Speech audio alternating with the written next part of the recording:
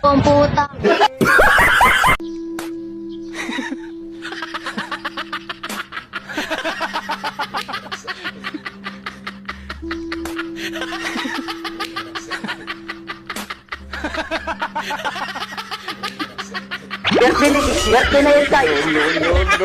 Ang mandato po ng NFA ay magbenta. Hindi po sila pwedeng mamigay. Bawal po yan sa batas. So, ngayon po, pinalawig po ng NFA at ng DA ang mga mabibiyayaan ng 20 pesos na bigas kada kilo for all po ito sa lahat na naapektuhan po ng kalamidad.